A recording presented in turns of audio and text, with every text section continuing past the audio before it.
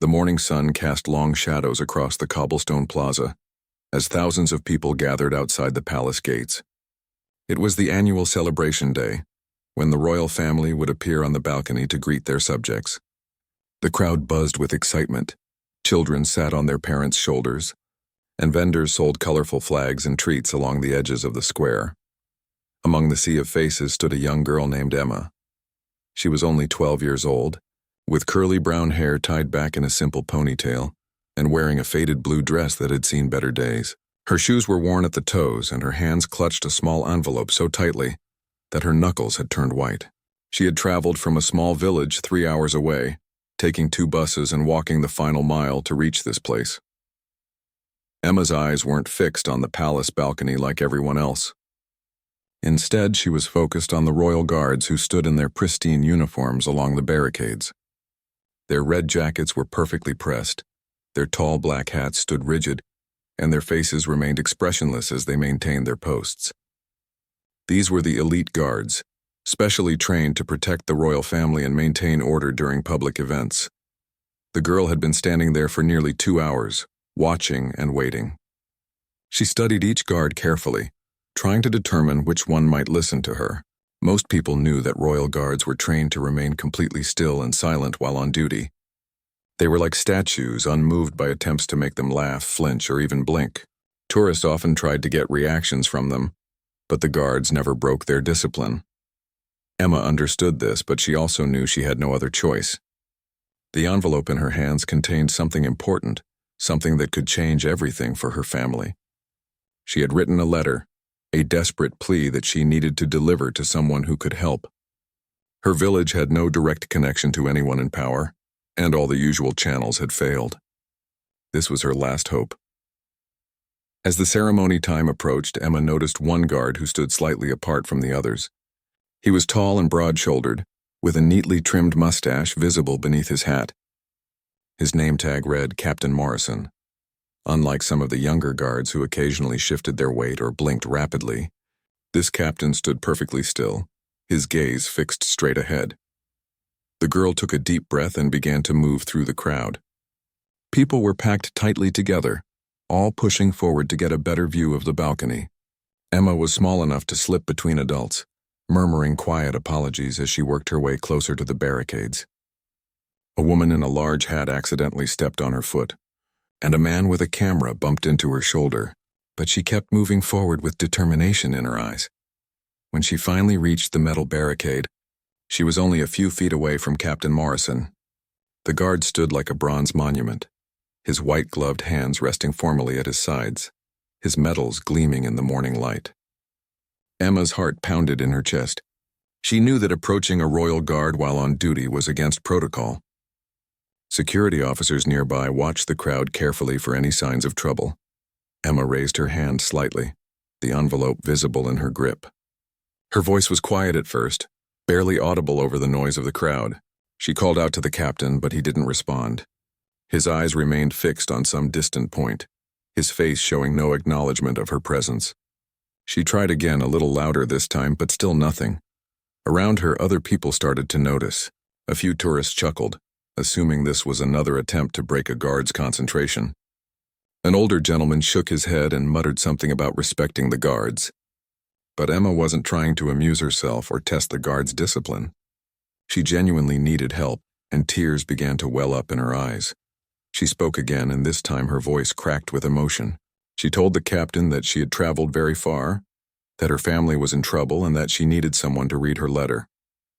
She explained that the local authorities had turned them away, that officials had dismissed their concerns, and that she had nowhere else to turn. The envelope contained details about a serious problem in her village, something that affected not just her family but many other families too. Still, Captain Morrison didn't move. His training was absolute, and breaking protocol could cost him his position. Royal guards were expected to maintain their composure no matter what happened around them. They had stood firm through rainstorms, extreme heat, and countless distractions. This was their duty, their honor. But then something unexpected happened. Emma's voice grew even more desperate, and she said something that made a few people in the crowd fall silent. She mentioned her little brother who was sick and needed help that their family couldn't afford. She talked about how their father had died last year in an accident at the factory, and how her mother was working 3 jobs just to keep food on the table. The letter, she explained, was about safety violations at the factory where her father had worked, violations that were still putting other fathers and mothers at risk every single day. Tears now streamed down Emma's face openly. She wasn't performing for anyone or trying to manipulate sympathy. This was raw, honest desperation from a child who had exhausted every other option. The envelope trembled in her outstretched hand as she held it toward the captain. For the longest moment, nothing happened.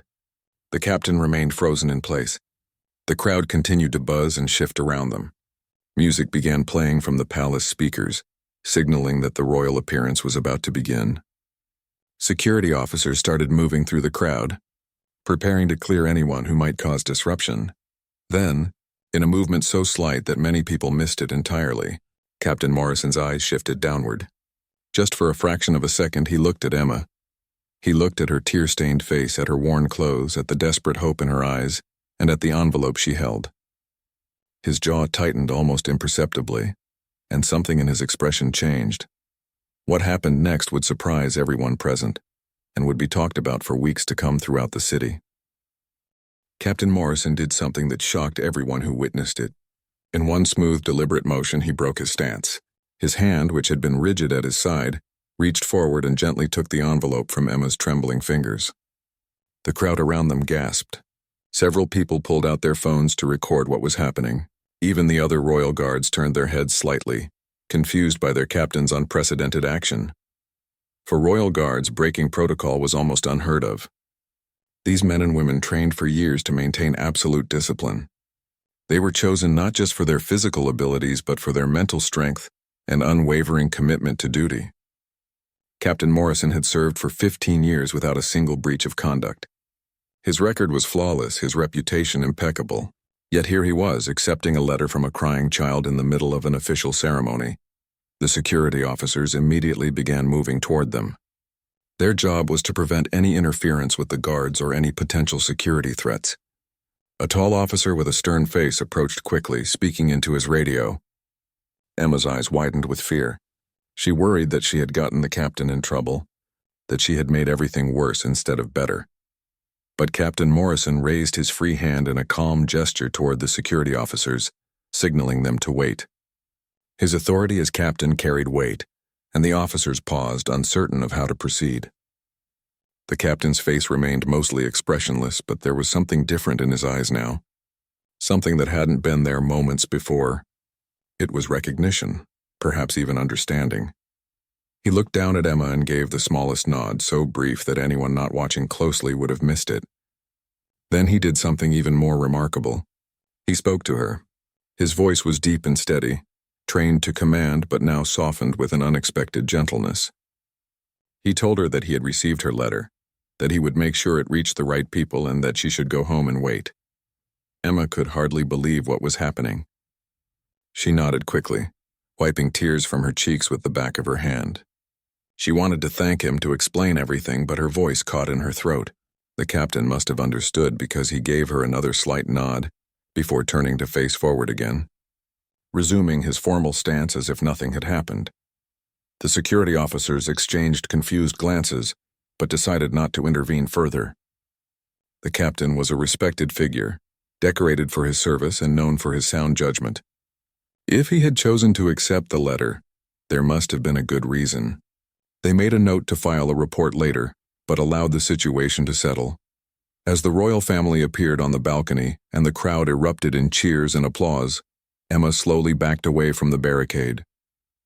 Her heart was still racing, but now it was with hope rather than fear. She had done it. She had delivered her message.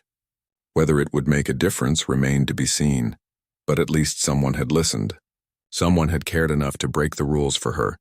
The ceremony continued as planned. The royal family waved to the crowd, gave brief speeches, and participated in the traditional celebrations. Captain Morrison stood at his post throughout it all, the envelope tucked discreetly into his jacket. To anyone watching, he appeared exactly as a royal guard should appear, perfectly composed and utterly professional. But inside his jacket pocket, next to his heart, was a letter that weighed more than any medal he had ever earned. When the ceremony ended and the crowds began to disperse, Emma found a quiet spot on a bench near the palace gardens. She was exhausted from the emotional strain of the morning, but she couldn't bring herself to leave just yet. She wanted to see what would happen next, even though she knew it might be days or weeks before anything changed. Meanwhile, back at his post, Captain Morrison waited for his shift to end. The other guards were dismissed one by one, replaced by the next rotation. When it was finally his turn to step down, he maintained his composure as he walked through the palace corridors toward the guardhouse. Other soldiers passed him, offering respectful nods, completely unaware of the unusual item he carried. In the privacy of the guardhouse changing room, Morrison finally allowed himself to relax.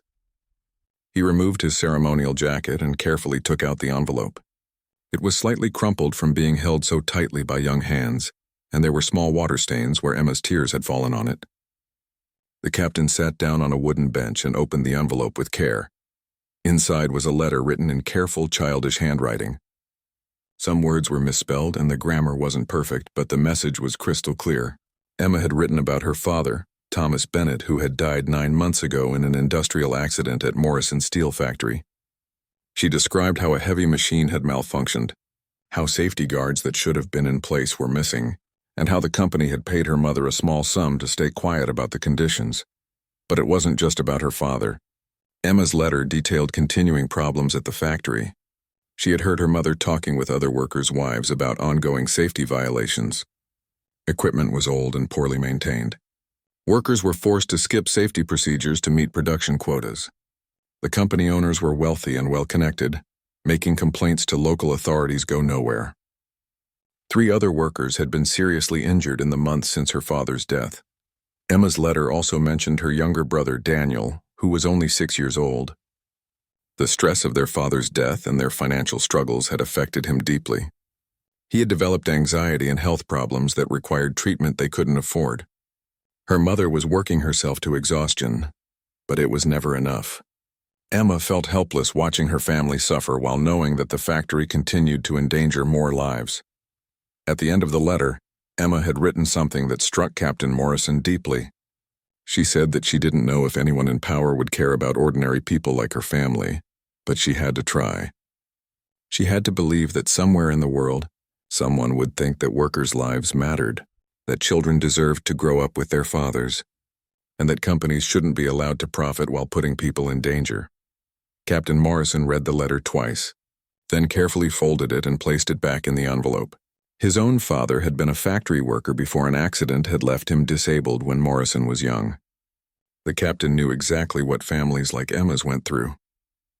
He understood the desperation, the feeling of powerlessness against wealthy corporations and indifferent bureaucrats. He stood up and looked at himself in the mirror on the wall.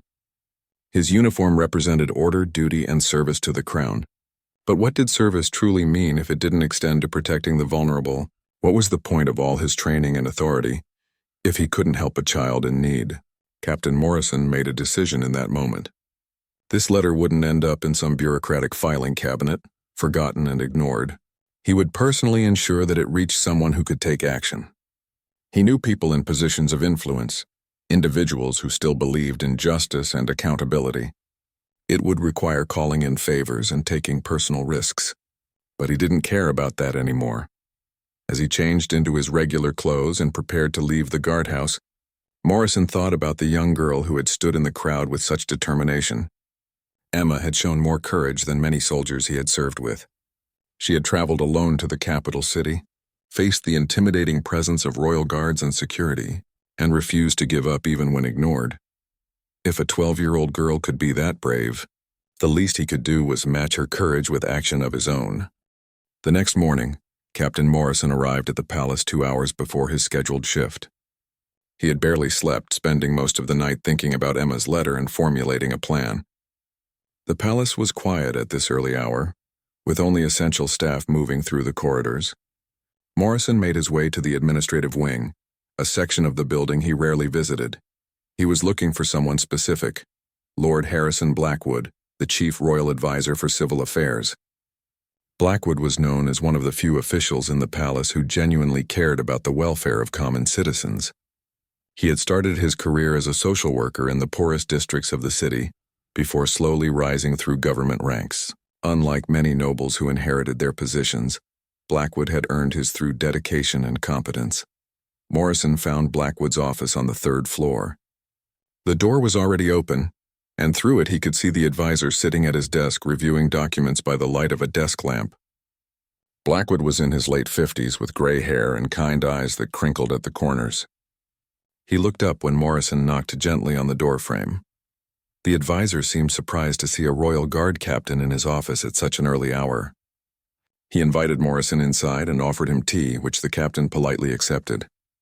The two men had met briefly at various palace functions but had never had a real conversation. Morrison wasted no time explaining why he had come. He told Blackwood about Emma, about the letter, and about his decision to break protocol. The advisor listened carefully, his expression growing more serious as Morrison spoke. When the captain finished, he handed over the envelope. Blackwood opened it and read Emma's letter slowly, his frown deepening with each paragraph. After finishing, Blackwood set the letter down on his desk and looked at Morrison with a mixture of admiration and concern. He told the captain that what he had done was noble but potentially career-ending. Breaking Royal Guard protocol was a serious matter that could result in dismissal or demotion. However, Blackwood also said that sometimes rules needed to be broken for the right reasons. The advisor explained that he was familiar with Morrison Steel Factory. It was owned by the Ashford family, one of the wealthiest industrial dynasties in the country. The Ashfords had connections to several members of Parliament and donated generously to political campaigns. Previous complaints about safety violations at their factories had been quietly buried through legal maneuvering and political pressure. Local authorities were often hesitant to challenge such powerful interests, but Blackwood also revealed something important. The royal family had recently established a special commission to investigate labor conditions throughout the kingdom. This commission had the authority to bypass local officials and conduct independent investigations. It was headed by Princess Catherine, the king's younger sister, who had become passionate about workers' rights after visiting factories and seeing conditions firsthand. Blackwood promised Morrison that he would personally deliver Emma's letter to Princess Catherine.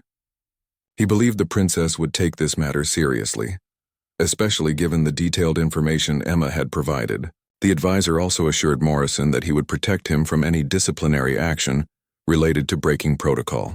Blackwood had enough influence to frame the captain's actions as commendable initiative rather than misconduct. Morrison felt relieved but also worried.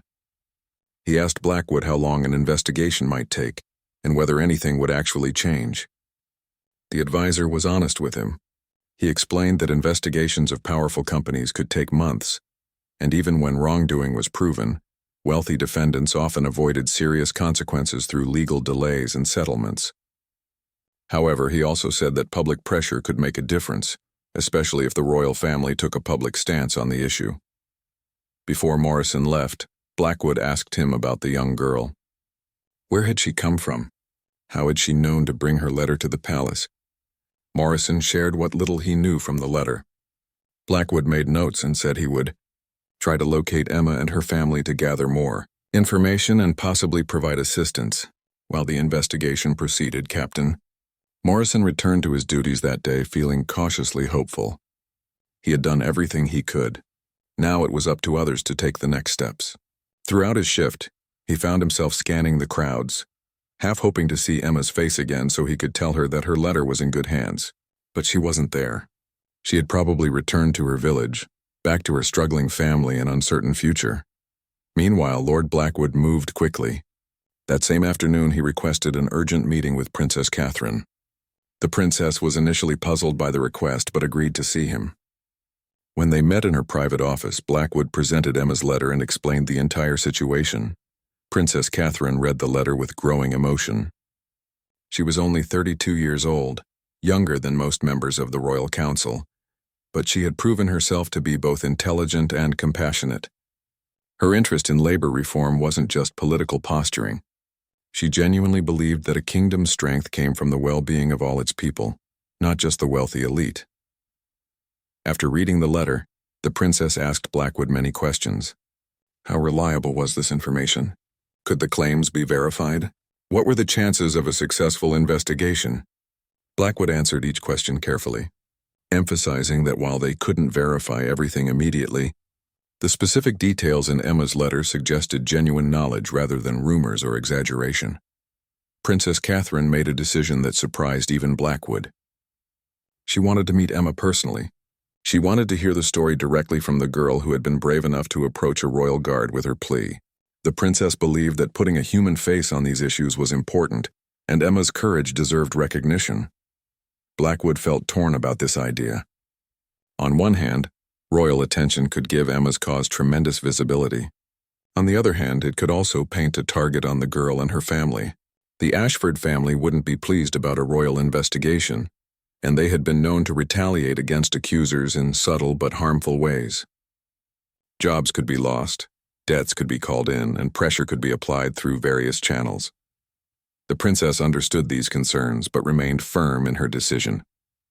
She ordered Blackwood to locate Emma's family discreetly and arrange a private meeting. She also instructed him to begin preliminary inquiries about Morrison Steel Factory through trusted investigators who wouldn't alert the company owners. Within 2 days, Blackwood's staff had located Emma's family in the village of Millbrook, about 90 kilometers from the capital. They lived in a small cottage on the outskirts of the village, near the very factory where Emma's father had died. Blackwood sent a trusted assistant to make contact with Emma's mother, Sarah Bennett. Sarah was understandably suspicious when a well-dressed stranger appeared at her door, claiming to represent the royal palace. She had learned to distrust authority figures who made promises they never kept. But when the assistant showed her Emma's letter and explained that Princess Catherine wanted to meet with her family, Sarah's skepticism gave way to shock and disbelief. Emma herself couldn't believe it when her mother told her the news. She had hoped that someone would read her letter, maybe pass it along to some minor official who might eventually do something. She had never imagined that her words would reach actual royalty. The idea of meeting a princess seemed impossible, like something from the fairy tales she had read as a child. Sarah had mixed feelings about the invitation. Part of her was grateful that someone in power was finally paying attention. Another part of her was terrified. She worried about retaliation from the factory owners, about being seen as troublemakers, about making their already difficult situation even worse. She had 3 children to feed and rent to pay. She couldn't afford to lose her jobs. But when she looked at Emma's hopeful face and thought about her husband Thomas, who would never see his children grow up because of preventable negligence, Sarah found her courage. She agreed to meet with the princess. Whatever happened, at least they would know they had tried to make a difference. The meeting was scheduled for the following week at a private royal residence outside the city. Sarah, Emma, and young Daniel would be transported by palace car and given accommodations for the night. The whole thing felt surreal to the Bennett family, like they had stepped into a different world entirely. The day of the meeting arrived faster than Emma expected. She woke up before dawn, too nervous and excited to sleep. Her mother had borrowed a decent dress from their neighbor for Emma to wear, and they had spent the previous evening washing and pressing their best clothes. Young Daniel didn't fully understand what was happening, but he could sense the importance of the day and stayed unusually quiet. A sleek black car arrived at their cottage exactly at 9 o'clock in the morning. The driver was courteous and professional, helping them with their small bag of belongings. As they drove through the countryside toward the royal estate, Emma pressed her face against the window, watching the landscape change from familiar village roads to well-maintained highways she had never traveled before. The royal residence they arrived at was smaller than the main palace, but still grander than anything the Bennett family had ever seen. It was a beautiful country house surrounded by gardens and ancient trees. Staff members greeted them warmly at the entrance, and a kind older woman named Mrs. Peters showed them to their rooms where they could freshen up before the meeting. Emma's room was larger than her bedroom at home, with soft carpets and furniture that looked like it belonged in a museum. There were fresh flowers on the dresser and a view of the gardens through tall windows. For a moment, Emma forgot about the serious purpose of their visit and simply marveled at the luxury surrounding her. An hour later, Mrs. Peters came to escort them to the meeting room. Emma's heart pounded as they walked through corridors lined with paintings and sculptures. Her mother held Daniel's hand tightly, and Emma could see that Sarah was just as nervous as she was. They were shown into a comfortable sitting room with sofas arranged around a fireplace. Sunlight streamed through large windows, and there was tea and biscuits set out on a table. Then Princess Catherine entered the room, and Emma's breath caught in her throat. The princess wore a simple but elegant blue dress, and her manner was warm and approachable, rather than intimidating. She smiled genuinely as she greeted each member of the Bennet family, shaking hands and inviting them to sit. Lord Blackwood accompanied her, along with a younger woman who was introduced as an investigator from the Labor Commission.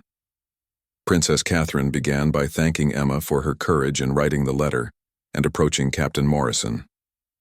She told Emma that what she had done required remarkable bravery, and that many adults wouldn't have had the strength to speak up as she had. Emma blushed and looked down at her hands, overwhelmed by the praise from such an important person. The princess then turned to Sarah and expressed her condolences about Thomas's death. She spoke about him as a person, not just a statistic, acknowledging the loss the family had suffered and the difficult circumstances they now faced. Sarah's eyes filled with tears as she thanked the princess for her kindness. It had been so long since anyone in authority had treated them with basic human dignity. What happened next was even more remarkable.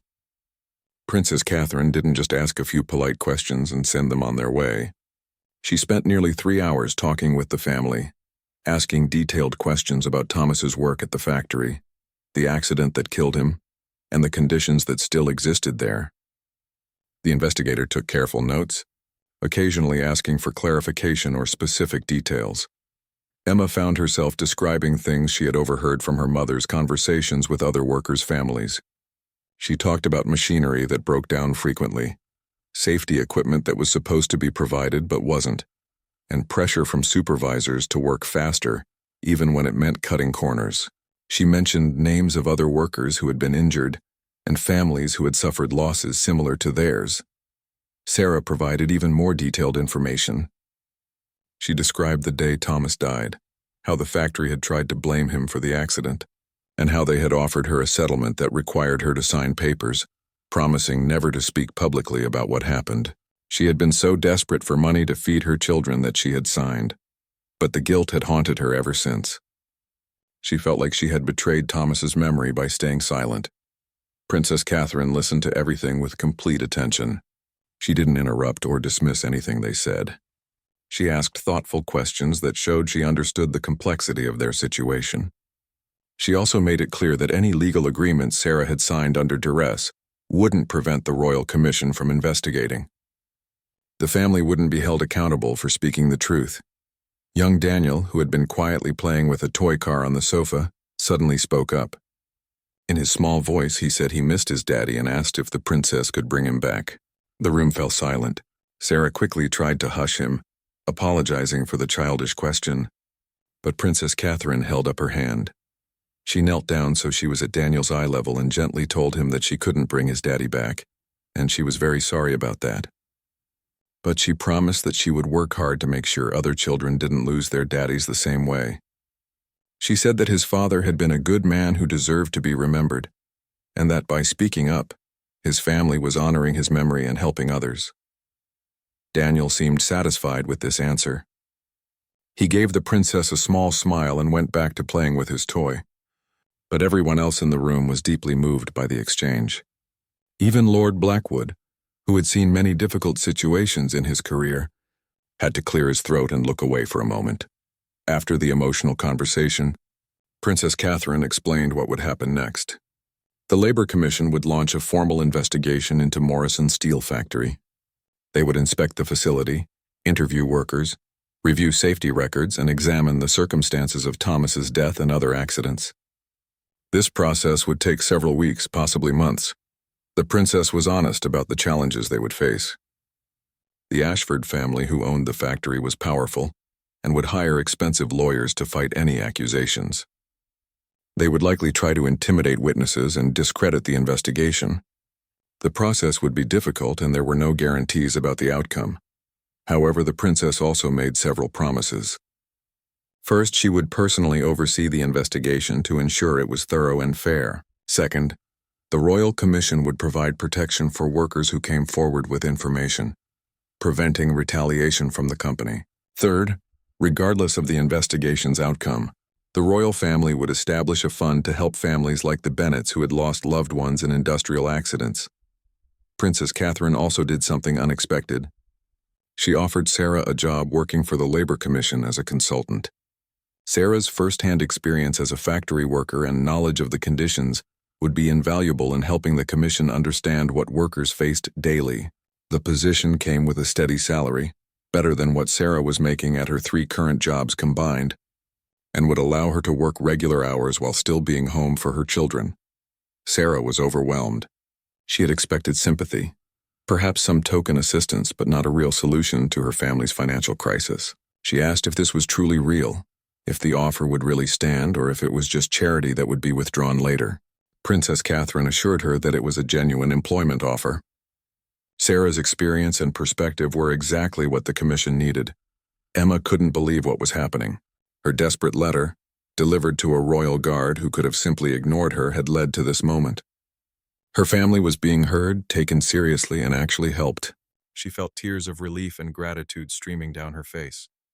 Before they left that afternoon, Princess Catherine asked to speak with Emma privately for a moment. The two of them stepped out into the garden while the others remained inside. The princess told Emma that she had done something extraordinary, not just for her own family, but potentially for thousands of other workers and their families. She explained that change often started with one person having the courage to speak up when others remained silent. Emma had been that person. The princess wanted Emma to remember this moment and to never lose that courage as she grew older. The world needed people who would stand up for what was right, even when it seemed impossible. Emma promised that she would remember. She also thanked the princess and mentioned Captain Morrison, asking if the guard captain had gotten in trouble for helping her. Princess Catherine smiled and assured her that Morrison was fine. In fact, his actions had been officially commended rather than punished.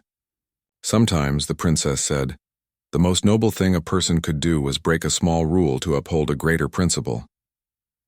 As the Bennet family drove home that evening, they were tired but filled with hope for the first time in months. Emma looked out at the darkening countryside and thought about everything that had happened. She had started with just a letter and a desperate wish that someone would listen. Now real change seemed possible. The investigation into Morrison Steel Factory began 3 days after the meeting with Princess Catherine. A team of 12 investigators arrived unannounced at the factory on a Monday morning, armed with legal authority to inspect all facilities and records. The factory manager was clearly caught off guard, and his attempts to delay the inspection by claiming he needed to contact the company lawyers were politely but firmly dismissed.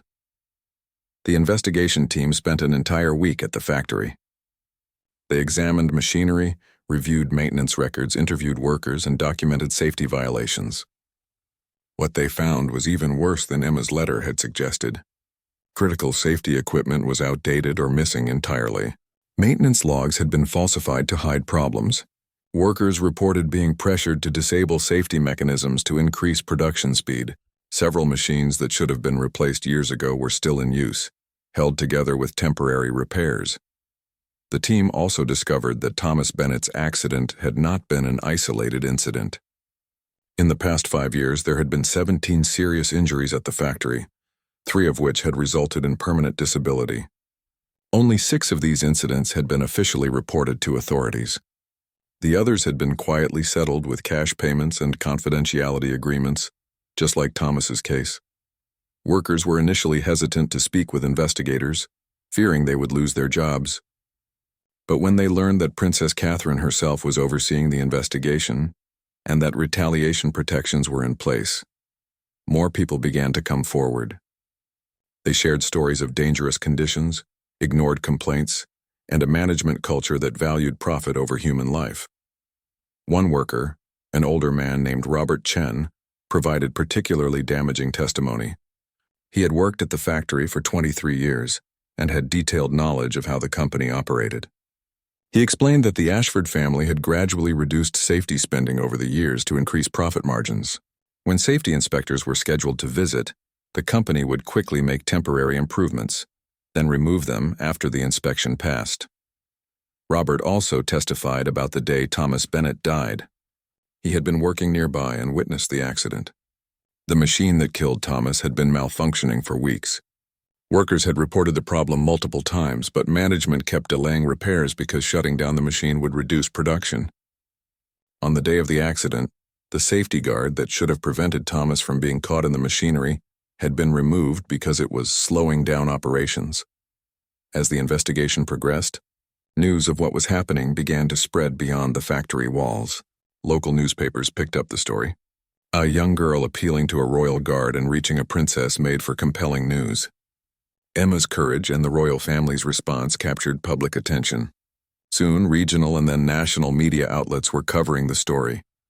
The Ashford family initially tried to control the narrative. They released statements claiming they ran safe facilities and followed all regulations. They hired public relations experts to paint themselves as victims of unfair accusations. They suggested that the Royal Commission was overstepping its authority and interfering with legitimate business operations. But public opinion was not on their side. People were outraged by the stories of workers dying and being injured, while wealthy factory owners cut corners to increase profits.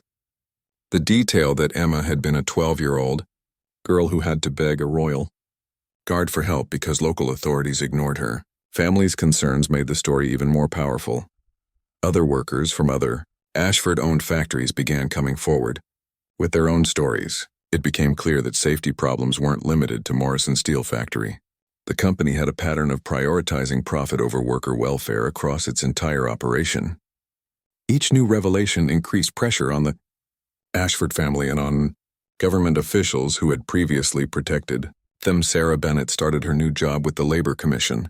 In the second week of the investigation, she worked alongside the professional investigators, helping them understand the realities of factory work and identifying questions they should ask. Her insights proved invaluable. She could spot inconsistencies in management's explanations because she knew from experience how things actually worked on the factory floor. Emma returned to school, but her life had changed dramatically. Her classmates and teachers had seen the news coverage. Some treated her like a hero, asking for her autograph and wanting to hear the story directly from her. Others were less kind, calling her a troublemaker or suggesting that her family was just after money. Emma tried to focus on her studies and not let the attention change who she was. One afternoon, Emma received a surprise visitor at school. Captain Morrison arrived during lunch break, still in his formal uniform. The entire school seemed to stop and stare as he walked through the corridors looking for Emma. When he found her in the cafeteria, she jumped up from her seat, nearly knocking over her lunch tray. The captain smiled, something Emma had never seen him do before. He told her that he wanted to check on her and make sure she was doing all right with all the attention. He also wanted to tell her something important. Because of her actions and the investigation that followed, the Royal Guard Command had established a new protocol. Guards would now be trained to accept petitions and complaints from citizens during public events, with proper channels to forward them to relevant authorities. Emma felt proud hearing this. Her desperate act had created a positive change in how the palace interacted with ordinary people. Captain Morrison also mentioned that he had been promoted and given a commendation for his judgment and compassion. He thanked Emma for giving him the opportunity to truly serve the people, not just stand as a symbol. Before leaving, Morrison gave Emma a small pin bearing the Royal Guard insignia. He told her it was a token of respect from one courageous person to another.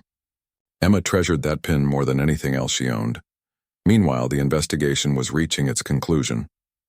The Labor Commission compiled a comprehensive report documenting systematic safety violations, falsified records, and a corporate culture of negligence at Ashford-owned facilities. The evidence was overwhelming and undeniable. Even the company's expensive lawyers couldn't explain away the documented facts. Princess Catherine presented the findings to the Royal Council and recommended immediate action. The Council, responding to public pressure and the strength of the evidence, authorized multiple enforcement actions. Morrison Steel Factory was ordered to shut down immediately until all safety violations were corrected. The Ashford family faced substantial fines and criminal charges were being prepared against several company executives. More importantly, the case sparked broader reforms. Parliament began drafting new labor safety legislation with stricter requirements and stronger enforcement mechanisms. The royal family announced increased funding for workplace safety inspections across the entire kingdom. Industry groups, fearing similar investigations and public backlash, began voluntarily improving their own safety standards. Worker advocacy groups organized throughout the country, empowered by the Bennett family's example. They realized that speaking up could lead to real change, especially when they stood together and refused to be silenced. The labor movement, which had been quiet for years, found new energy and purpose. The Ashford family fought back through their lawyers and political connections, but they were losing ground daily. Public opinion had turned decisively against them, and politicians who had previously protected the family now distanced themselves.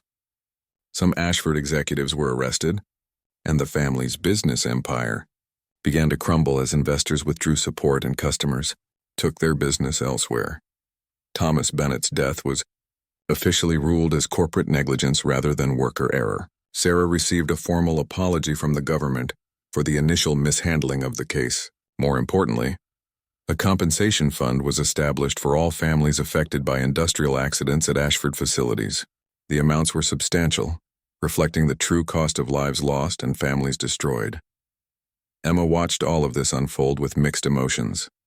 She was glad that her father's death would mean something, that other families might be spared similar tragedies, but she also felt the weight of what had been set in motion. People's jobs were affected when the factory closed. Communities that depended on Ashford businesses faced economic uncertainty. Change was messy and complicated, not the simple happy ending she had imagined. One evening, as Emma sat at the dinner table with her mother and Daniel, she asked if they had done the right thing. Sarah took her daughter's hand and told her something important. Justice wasn't always comfortable or convenient. Sometimes doing what was right meant accepting difficult consequences, but the alternative, staying silent while people continued to die, was worse. Sarah reminded Emma that the workers who lost jobs when the factory closed were the same workers who had been risking their lives every day in unsafe conditions. Now they had the opportunity to find work in safer environments, and the temporary hardship was better than permanent injury or death.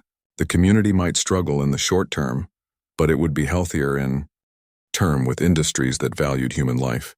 Emma understood, though it still felt complicated. She was learning that real heroism wasn't about simple victories. It was about standing up for what was right even when the path forward was unclear, even when you faced criticism, and even when the solutions created new challenges. 3 months after Emma had approached Captain Morrison with her letter, she was invited back to the palace for a special ceremony. Princess Catherine was presenting awards to individuals who had contributed to improving worker safety. Emma, her mother, Captain Morrison, Lord Blackwood, and several workers who had provided testimony were all being honored. The ceremony was held in the Grand Hall of the palace, with hundreds of people in attendance, including members of Parliament, labor leaders, and media representatives. Emma wore a new dress that her mother had bought with her first paycheck from the Labor Commission. She felt nervous walking up to receive her award, but when she saw Captain Morrison standing nearby in his formal uniform, giving her an encouraging nod, she found her courage.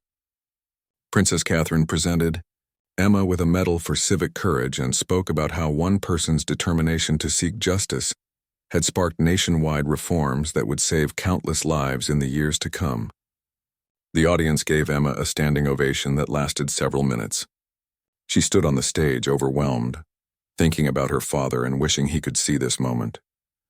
After the ceremony, there was a reception where Emma met people from all over the country who had been inspired by her story. Labor organizers thanked her for giving their movement momentum. Workers from other factories told her they had filed safety complaints because of her example. Parents told her their children looked up to her as a role model. But the conversation that meant the most to Emma came from an unexpected source. An elderly woman approached her, tears in her eyes, and thanked her. The woman explained that her son had worked at Morrison Steel Factory and had been one of the workers injured in an accident 2 years before Thomas died.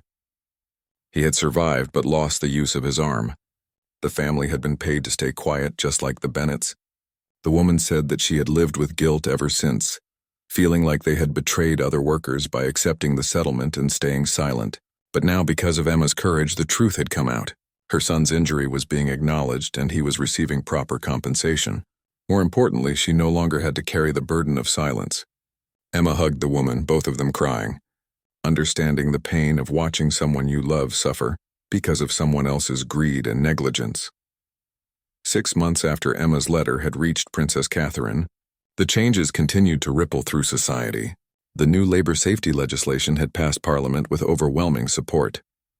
It included provisions for mandatory safety inspections, substantial penalties for violations, and protections for workers who reported dangerous conditions. The law was informally nicknamed Thomas's Law by labor advocates, though the official title was much longer and more bureaucratic.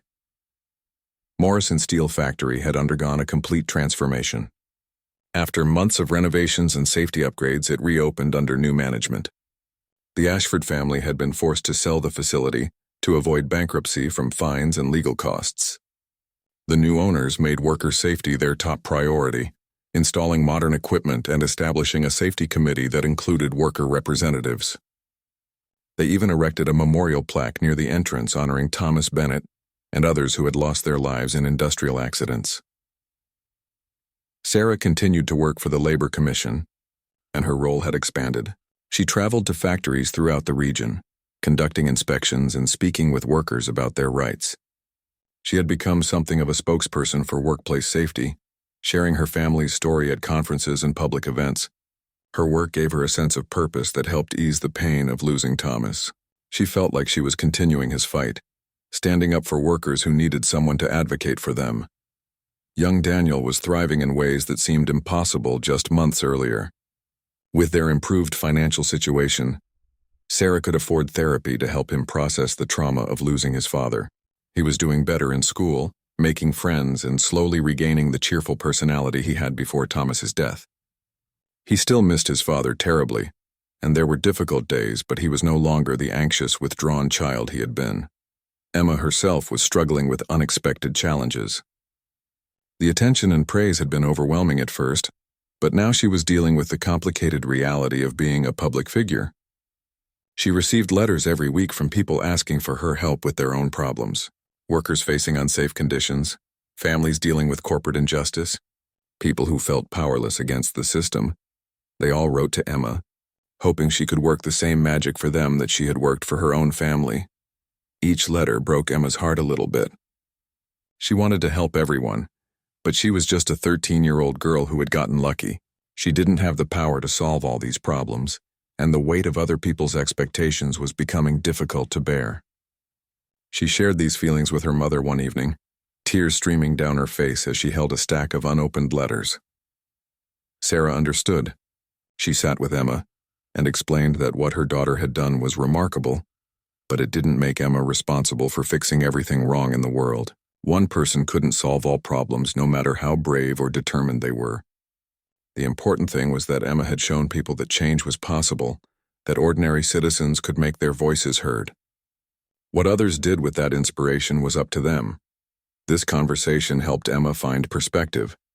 She began responding to letters by sharing resources, suggesting organizations that could help, and encouraging people to speak up and organize together. She couldn't solve everyone's problems personally, but she could point them toward people and groups who might be able to help. She learned to set boundaries while still being compassionate. At school, things had settled into a new normal. The initial excitement about Emma's story had faded, and most of her classmates treated her like a regular student again. She had a small group of close friends who knew her as Emma, not as the girl who changed the labor laws. These friendships were precious to her, reminders that she was still just a teenager trying to navigate school, friendships, and growing up. Captain Morrison maintained contact with the Bennett family, visiting every few months to check on them. He and Emma had developed an unlikely friendship based on mutual respect. The captain saw in Emma a kind of courage that he had spent his military career trying to cultivate in soldiers. Emma saw in Morrison a model of how someone with authority could use their power responsibly and compassionately. During one visit, Morrison brought news about the Royal Guard's new petition system. In the months since its implementation, Guards had received and forwarded over 300 petitions from citizens. Many were minor complaints that were easily resolved. Others raised serious issues that were being investigated. The system had created a new connection between the palace and ordinary people, making the monarchy feel more accessible and responsive. Princess Catherine had also stayed involved in Emma's life. She sent letters every few weeks, sometimes sharing updates about labor reforms and sometimes just asking how Emma was doing. The princess had become something of a mentor to Emma, offering guidance about handling public attention and staying true to her values amid praise and criticism. Their relationship had evolved from a formal meeting between royalty and commoner into a genuine connection between two people who cared about justice. One day, Princess Catherine invited Emma to speak at a national conference on labor rights. The conference would bring together government officials, labor leaders, corporate representatives, and workers from across the country to discuss ongoing challenges and future reforms. The princess thought Emma's perspective as someone directly affected by unsafe working conditions would be valuable. Emma was terrified by the invitation. Speaking in front of hundreds or thousands of people seemed impossible. She was just a kid. What could she possibly say that these important adults didn't already know? She almost declined the invitation immediately, but her mother encouraged her to think about it carefully before deciding. That night, Emma took out the pin Captain Morrison had given her and turned it over in her hands. She thought about her father, about the terrified feeling she had felt approaching the Royal Guard that day, about all the workers who were still afraid to speak up. She realized that she had been given a platform that most people never got. Using that platform, even though it scared her, was a way to honor her father's memory and help others. Emma accepted the invitation. She spent weeks preparing her speech with help from her mother and teachers. She practiced in front of her mirror, in front of her class, and in front of anyone who would listen.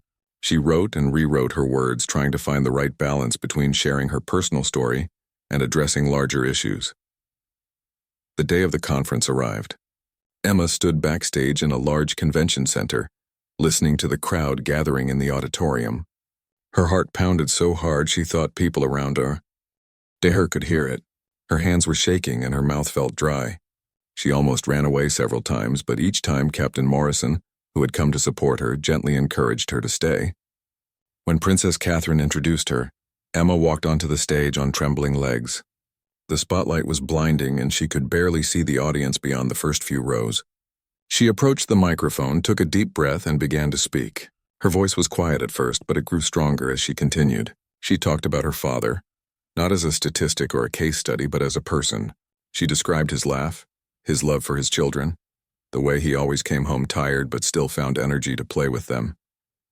She talked about the morning he left for work and never came home, about the pain of explaining to Daniel that Daddy wasn't coming back. Then she talked about the anger she felt when she learned that his death had been preventable, that the company knew the machine was dangerous, that they had chosen profit over her father's life. She described the frustration of being ignored by local authorities, the desperation that led her to approach a royal guard, and the surprise of actually being heard. But Emma didn't stop with her own story. She talked about all the letters she had received from families facing similar situations. She spoke about workers who were still afraid to report unsafe conditions because they feared losing their jobs. She addressed the corporate representatives in the audience directly, asking them to imagine their own children growing up without them, and to consider whether any amount of profit was worth that risk. The auditorium was completely silent. Emma could feel the weight of hundreds of people's attention focused entirely on her words. She concluded her speech by saying that laws and regulations were important, but they were just words on paper, unless people actually cared about the human beings affected by them. Real change required everyone, workers, managers, government officials, and business owners, to value human life above convenience, profit, or tradition. When Emma finished speaking, there was a moment of absolute silence. Then the entire auditorium erupted in applause. People stood up. Some were wiping tears from their eyes, others were nodding in agreement. The applause continued for several minutes. Emma stood at the podium, overwhelmed, hardly believing what was happening. After the conference, several labor unions approached Emma's mother about establishing a foundation in Thomas Bennett's name. The foundation would provide support for families affected by workplace accidents and fund advocacy for stronger safety protections. Sarah agreed, and Emma became the foundation's youngest board member, participating in decisions about how to help other families going through what they had experienced. The media coverage of Emma's speech brought renewed attention to workplace safety issues. Corporate leaders who had been hoping the issue would fade from public consciousness realized that wasn't going to happen. Worker safety had become a topic that people cared about, and companies that ignored it faced public backlash and potential boycotts. 1 year after Emma had approached Captain Morrison with her letter, Princess Catherine organized a special event. It was designed as both a celebration of progress made and a reminder of work still to be done. The event would take place at the renovated Morrison Steel Factory, which had been transformed into a model workplace that other factories throughout the kingdom were being encouraged to emulate. Emma and her family were invited as guests of honor. When they arrived at the factory, Emma felt strange emotions washing over her. This was the place where her father had died, where her family's life had been torn apart. But it was also the starting point of a journey that had led to meaningful change for countless workers and families. The building held both pain and hope in equal measure. The factory floor had been completely transformed. New safety barriers surrounded every machine. Clearly marked emergency exits were visible throughout the space, and protective equipment hung on organized racks near workstations. But more impressive than the physical changes was the atmosphere. Workers moved with confidence rather than fear. Supervisors focused on quality and safety rather than just speed. There was a sense that people's well-being actually mattered here. Near the entrance, the memorial plaque for Thomas and other fallen workers had been installed. Emma stood before it for a long moment, touching her father's name carved into the bronze. Sarah stood beside her, an arm around her daughter's shoulders, and Daniel placed a small flower at the base of the memorial. Other families who had lost loved ones were present too, each taking their turn to honor their dead and witness how their tragedies had sparked change. Princess Catherine gave a speech during the event, standing before an audience of workers, government officials, business leaders, and media representatives. She acknowledged that the changes of the past year had come at a cost. Some businesses had closed rather than make necessary safety investments. Some workers had lost jobs during the transition period. Economic disruptions had affected communities throughout the region. But the princess also presented compelling statistics. Workplace accidents had decreased by 40% since the new regulations took effect. Fatal accidents had dropped even more dramatically. Hundreds of lives had been saved. Thousands of injuries had been prevented. The economic cost of accidents, including medical expenses, lost productivity, and legal fees, had actually decreased despite increased spending on safety measures. Protecting workers was not just morally right, it made economic sense. The princess then did something unexpected. She invited several workers to share their own stories. A young man talked about how the new regulations had given him the courage to report a dangerous condition at his factory, something he would have been too afraid to do before. An older woman described how her workplace had installed new ventilation systems that ended years of respiratory problems among employees. A father of 3 spoke about how he no longer went to work each day, wondering if he would make it home to his children.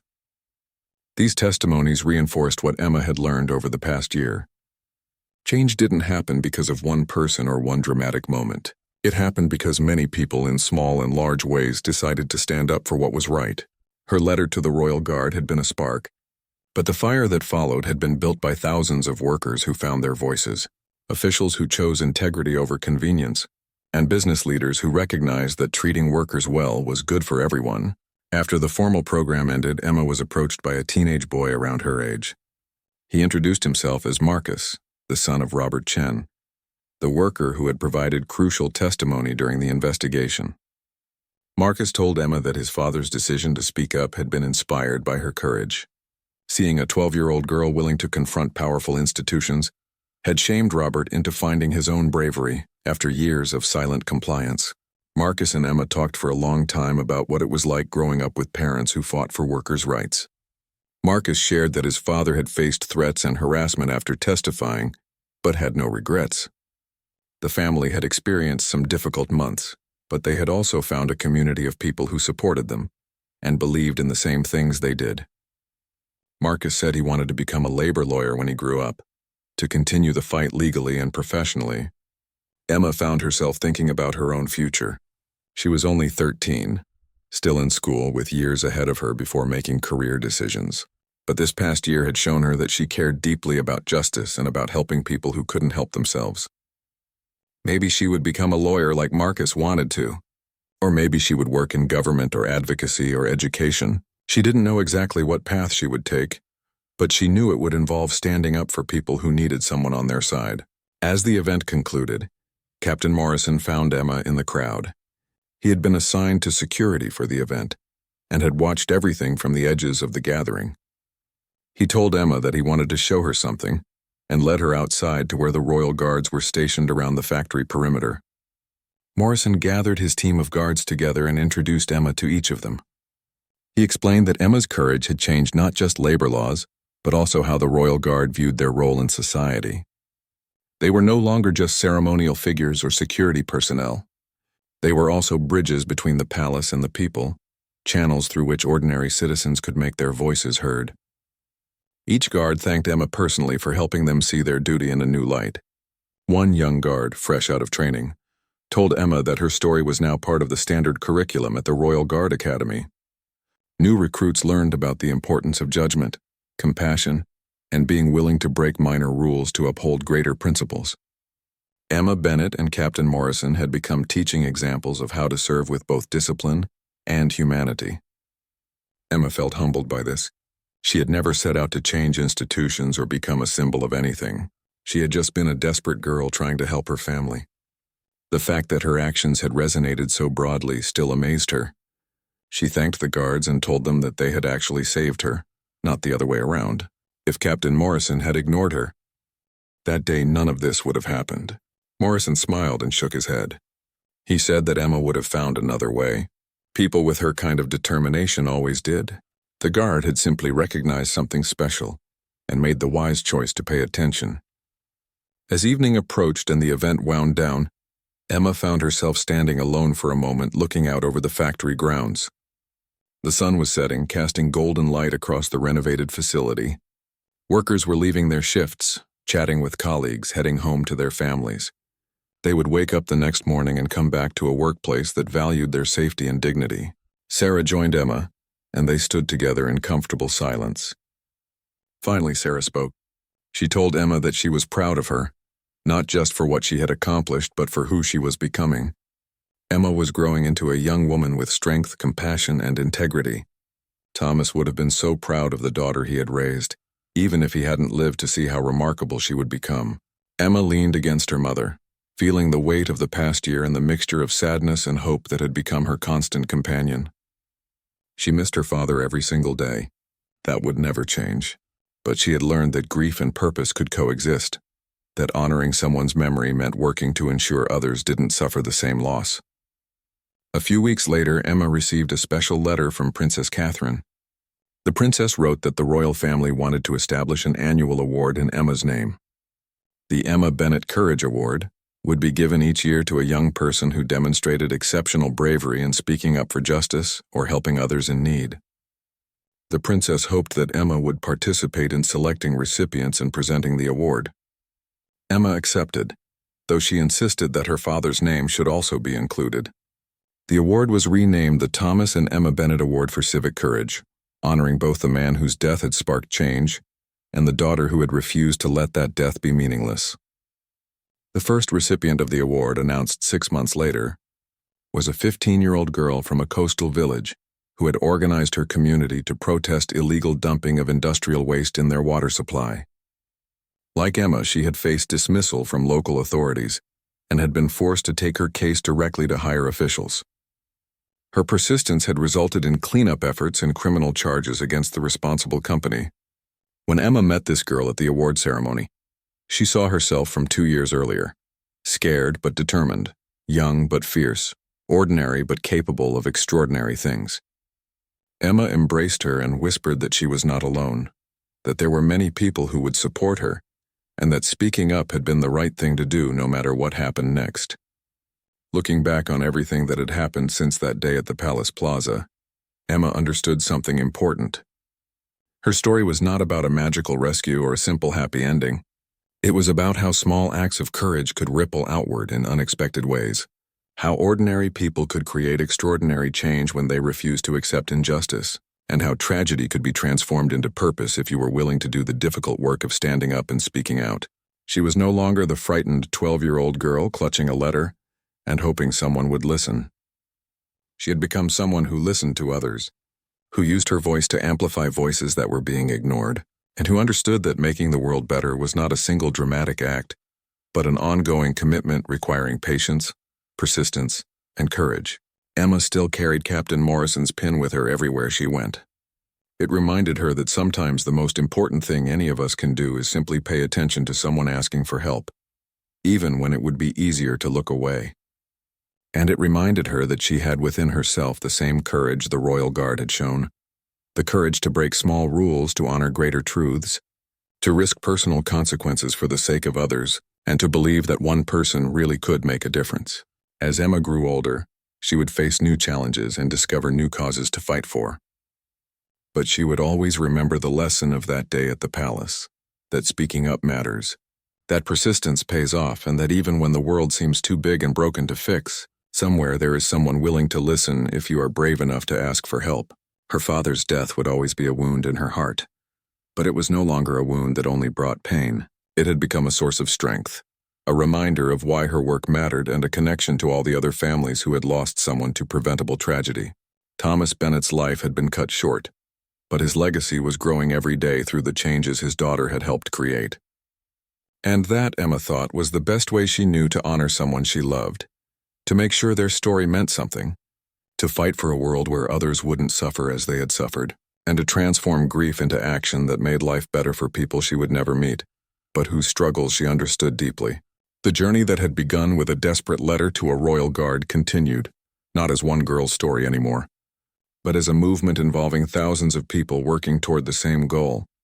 A world where every worker could go home safely at the end of the day, where corporations valued human life above profit, and where ordinary people's voices could be heard by those in power. Emma's part in that story was just beginning.